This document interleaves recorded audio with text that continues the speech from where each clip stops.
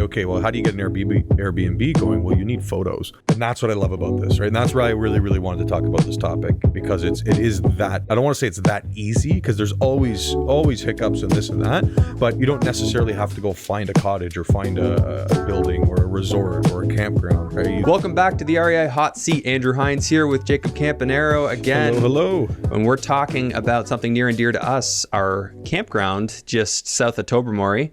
So those who have followed me, you're going to know that I bought a campground with some partners. Jacob's one of them. This was last November. No, two Novembers ago, 2021. Yep.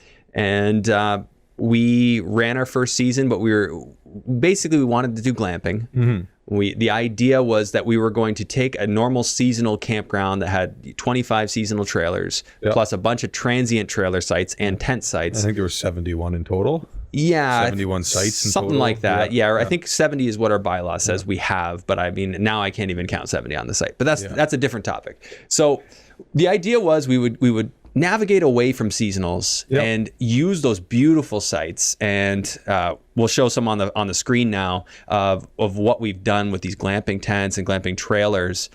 Use these beautiful sites for our own unique experience when we're so close to the grotto, Tobermory, where you can do like the shipwreck, scuba diving, and then we've got Lion's Head. So that crystal blue water, for anyone who's ever looked up the Georgian Bay like area, it looks like the Caribbean almost. Yeah, it's amazing. And yeah, you guys will be able to see that in the video here. But yeah, so we'll put some of that up on the screen here too, just pictures of what that crystal blue water looks like. Yeah, I thought we'd talk about this, Andrew, because I've had recently a number of people reach out.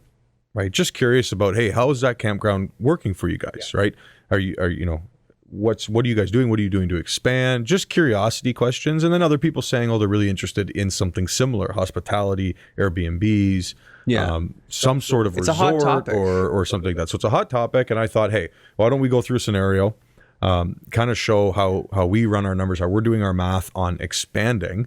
Yeah, like when it comes to expanding and adding units. Yeah, correct. Because last year we had up to 7 tents at the end. We started with 2 tents, launched June 20th. That's when we launched our Airbnb.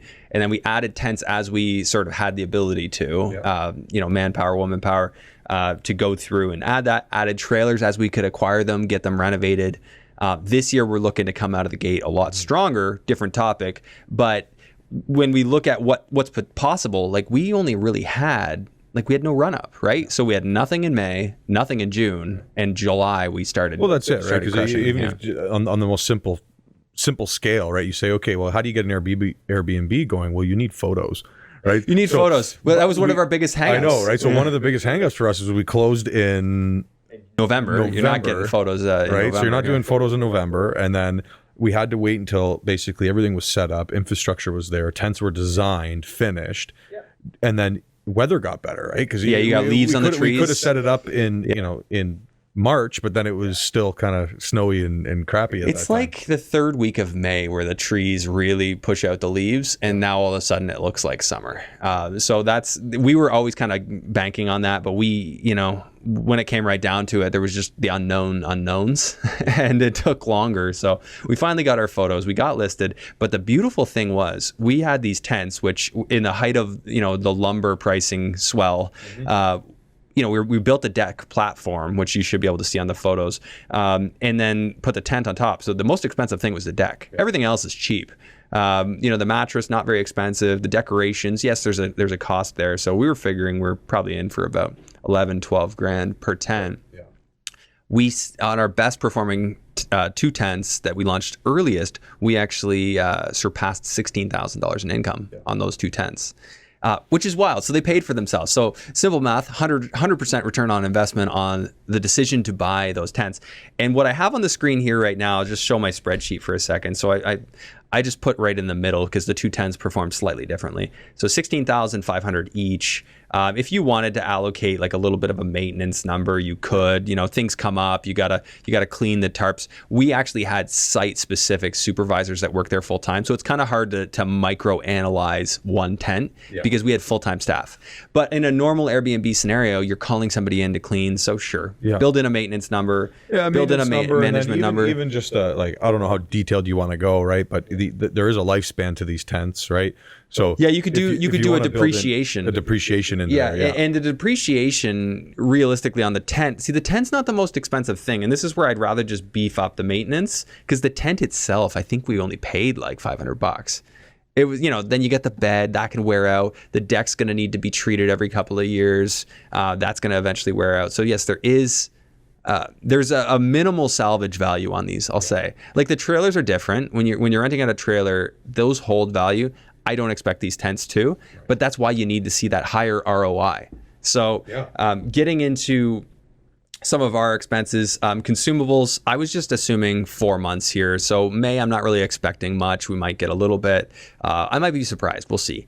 But so basically June, July, August, September, those are your kind of hot months. So I'm figuring 4 months at 15 stays a month, because we do a 2-night minimum, and basically $5 for consumables. So we give away some, little stuff that we give to people. Yeah, and that's always recommended, right? You can get some marshmallows and a little s'more kit and technically we do have some, we have some paper towel and stuff in the main bathroom, so we could build up that number a bit more and call it, I have 300 here, we could call it plus 200 for the other stuff for the season.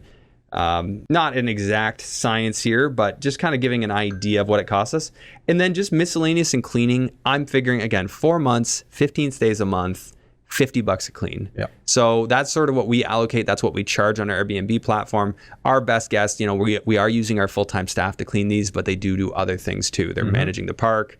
So a $3,000 allocation for that. And Andrew, I know when we were going through this, didn't we get a couple quotes on cleaning staff to come in specifically for these tents? Yeah. And do we have those numbers still? Do you remember what it was? Always going to be an hourly. Yeah. But yeah, we had some competitive numbers, people in the $25 an hour range to come in as a cleaner. Yeah. So we do have access to that kind of help. But the biggest challenge we've had with this camp, as you know, Jake, is getting staff there, because people don't have a place to live up there. Like, every unit available up in Tobermory in the summer is pretty much on Airbnb. Yeah. And that's the challenge, is where do the employees stay, which we're super fortunate. Like, we have extra trailers, we have extra sites, we can put people up. Exactly. And that's our strategy for this year. So Jake, I'll just finish going through my numbers here. Please. And because I have a whole other topic I want to dive into as well. So I want you to finish your numbers in the So I put in here a $12,000 investment. I know it'd be a bit cheaper now because the decks are a little cheaper, but we did a 16 by 20 deck. So big. We wanted to have some space on the front. We even have pictures on our Instagram channel of some people doing yoga on the front of those decks. Yeah. Like, it's because we wanted how big are the tents? The tents are 16 in diameter, and they're sort of round, like they're an octagon, I guess. Octagonal, yeah.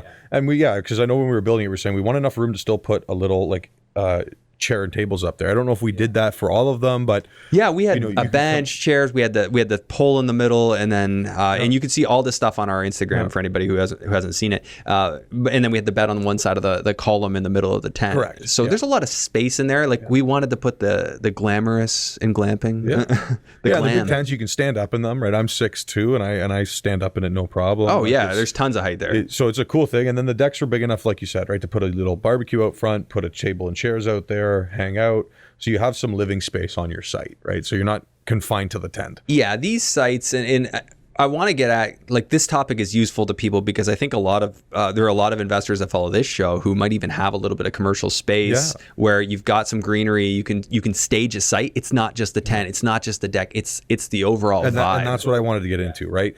Contingent on zoning, bylaw, and check your zoning, and what you're doing, right? But it's that easy to get into Airbnb hosting, right? Let's just say you had the right zoning on your property, your personal property. Yeah, you could ROI over 100% in 1 year. So you have over 100% ROI. Go throw one of these tents up in your back 40 and go clean it yourself on the weekends, right? And then host a guest. Host a couple. So, let's just say hypothetically you could get away with that where you live. Check your zoning. Even if you put it on a credit card at 20%, interest, you invest the $12,000 at 20%. I just put a 1,000-year amortization because that effectively works out to no principal pay down, so interest only. For anybody looking at this sheet, so that's still an annual cash flow of almost $10,000. Yeah. And yeah, so if you're doing it yourself, you're doing the cleaning, you're less than that. But I mean, obviously, we all have things to do. We don't want to sit there. Go ahead and hire somebody to come in and just quickly do these turnovers. But and that's what I love about this, right? And that's why I really, really wanted to talk about this topic, because it is that. I don't want to say it's that easy, because there's always hiccups and this and that, but you don't necessarily have to go find a cottage or find a building or a resort or a campground, right? You can. Well, and maybe this gives people some ideas of other things you can do, because you can't directly copy what we've done here. It won't work, because it's an overall package of where it is, what it's surrounded in, the setting, the tents. I had people reach out to me and like copy what we did to a degree within that season last year. Yeah. So I know we definitely were on to something. Yeah. Not frightened by it. I that's why there's certain things we're not going to talk about today, just out of respect for our partners, not to get into every last little detail of our business. But this is something where get creative. Think about what kind of experience you could give to people. If you've got a little extra property, check the bylaws, see if they'll allow you to do something like this. Well, and Andrew, like the same Airbnb, the same hospitality guidelines apply, whether you're staying in a hollowed out tree or a tent or a house or whatever it may be, right? Think of the strangest thing. You still got to be within what's the draw, right? Why are people coming to this, right? Is it a nature escape? Yeah. Is it close to a tourist destination, right? That's us. Yeah. Right? Are you hosting an experience with this stay, right? So you got to have to figure out what's the draw, right? Once you know the draw and you got the location and the zoning works, then you can go into breaking down the numbers and everything, right? So I'm not saying what I'm being cautious of is I'm not saying go throw a tent up in your backyard, start renting and you're going to get 100% ROI. Well, I mean, but if you lived near a city and you were, say, on the outskirts, or you had some access to property on the outskirts, and the zoning was conducive, you can always call into the city and say, would there be anything to stop me here? But in our case, like, we all know that Airbnb's been cracked down on. In all these cities, they basically go after the residential zones. So if you're in a residential housing zone and you're doing Airbnb, you need a license. In our case, we're a commercial operation, our site. So we're outside of that. We're under the same guidelines as hotels are, and in campgrounds, lodges, all that stuff. So that works really well for us here. We kind of avoid the special tax that they have in that area for it. And, it's a great advantage to us, but every municipality is different. There might be something else you can do. There's one that I've seen in Georgia, and my wife brought it up to me, your sister, Jordan. She brought it up to me, and it's like a treehouse, an actual treehouse. There's not even a bathroom in it. And they've got like rope stairs between the trees, and this place just crushes, like $500 a night. Something like that. And here's the thing, right? So there's actually one of those in Ontario as well, up northern Ontario. There's a treehouse, and it's interesting, right? Because a lot of people think, oh, like it's got to be high end. It has to be this, has to be that.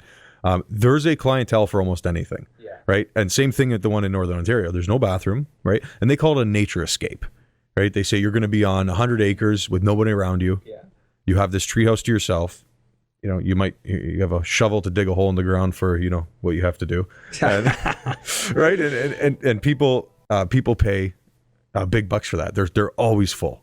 They're always full at that location. So different ways to get creative. But. Right. And the big thing there is, we can't give advice on this show, but if I were to think about giving advice, I would say, get an engineer if you're going to do something like that. Please. Like follow the proper process, make sure it is safe, right? Because there's a liability with that, and make sure your insurance is in order, so that you're full disclosure. And the big thing with insurance, always be 100% full disclosure, and for your own sake, get it in writing. Like when I was doing all my student rentals, I would say, and you're aware this is a student rental, right?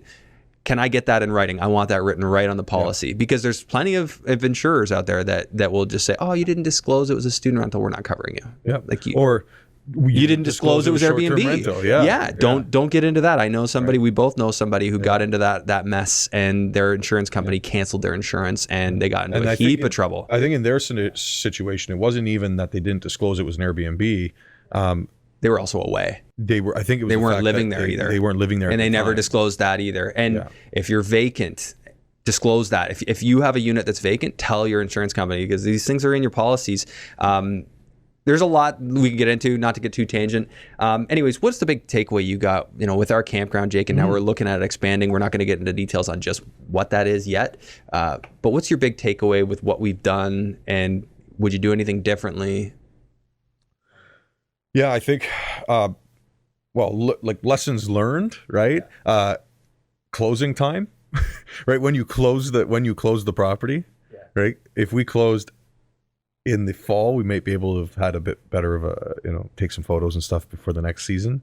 Sure. Right? So little things like that. But like if we could close earlier, but you know that what the previous owner wanted to do is he wanted to get, and I'm speaking for him, every possible last dollar of income before selling. He did it perfectly.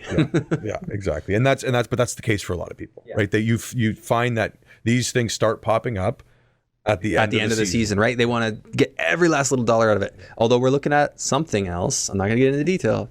At the beginning of the season. So I'm liking that. Yeah. A little bit different. That's more rare. Yeah, rare. But anyway, so I think the takeaways are be creative, right? You can start small scale. You don't have to start large scale.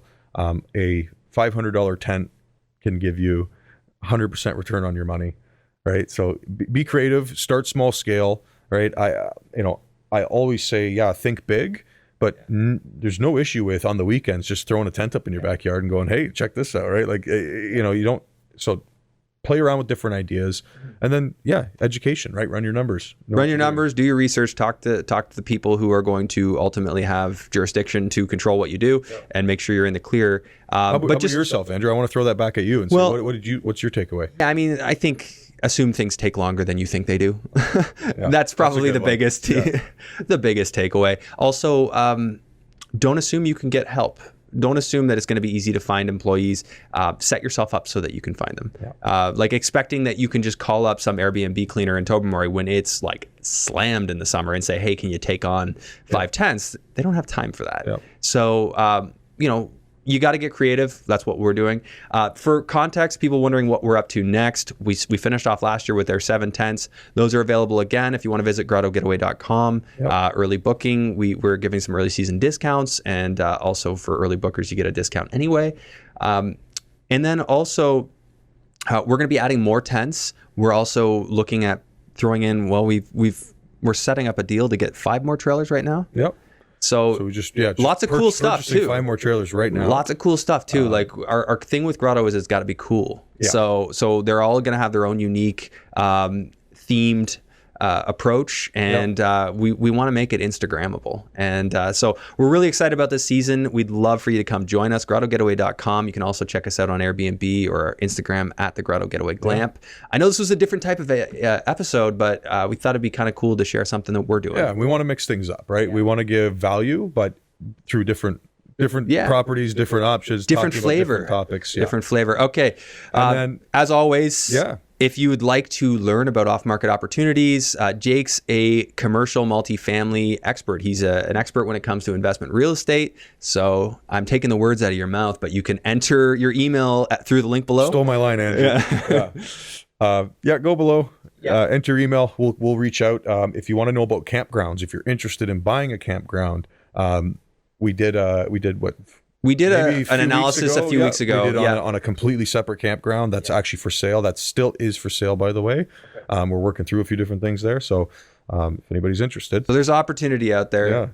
Either way, make sure you're working with somebody. If you're into that, make sure you're working with somebody that truly understands that type of investment. You got it. All right. Thanks, guys. We'll see you next week. If you haven't already, hit the like, subscribe, and notification bell, and leave us a comment. We'll see you then.